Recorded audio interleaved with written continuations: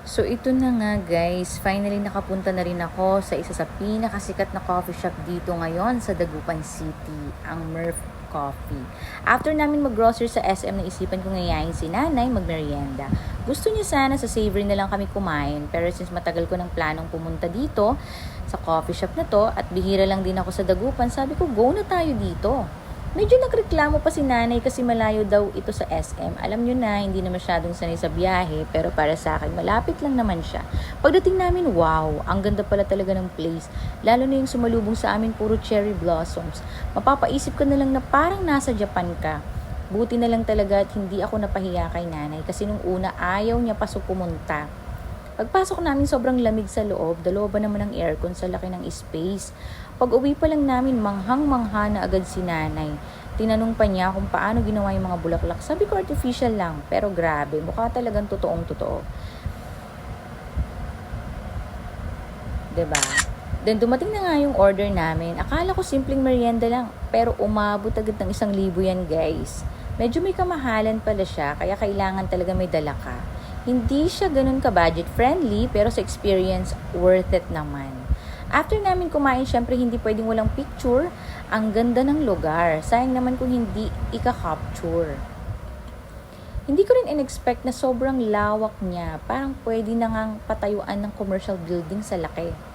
Sa totoo lang, ito na yata ang pinakamalaking coffee shop na napuntahan ko dito sa Dagupan. Kahit sa Lingayen, wala pa ako nakitang ganitong kalawak. Nag-e-enjoy talaga yung anak ko. Sobrang sariwa ng hangin sa labas. Ayan. Kahit sa ang corner talaga, mapapapicture ka na lang talaga. Sa sobrang ganda. At tahimik pa. Kung makikita nyo, tingin ng tingin si nanay. Talagang nagandahan siya sa lugar, di ba? Nung una nagre-reklamo pa.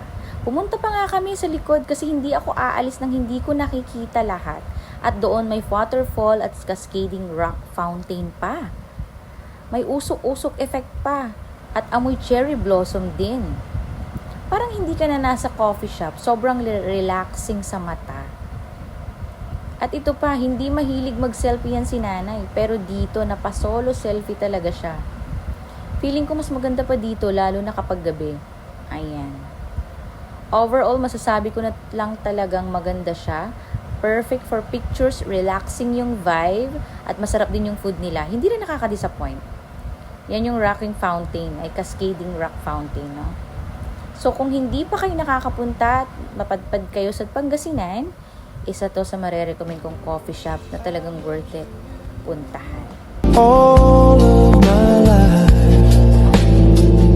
now that I found you, we will never say goodbye.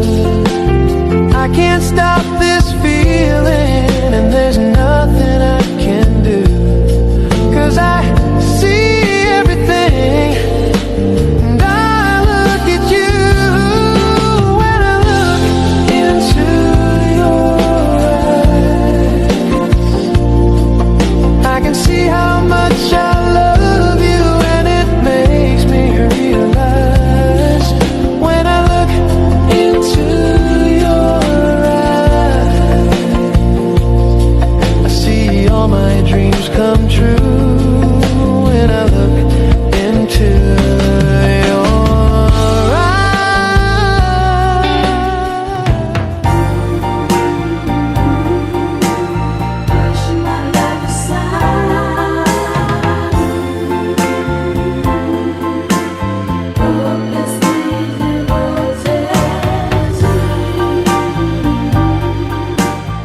Can I have the day with you? Nothing more that I would choose. Nothing more that I could use than a little afternoon sitting with you.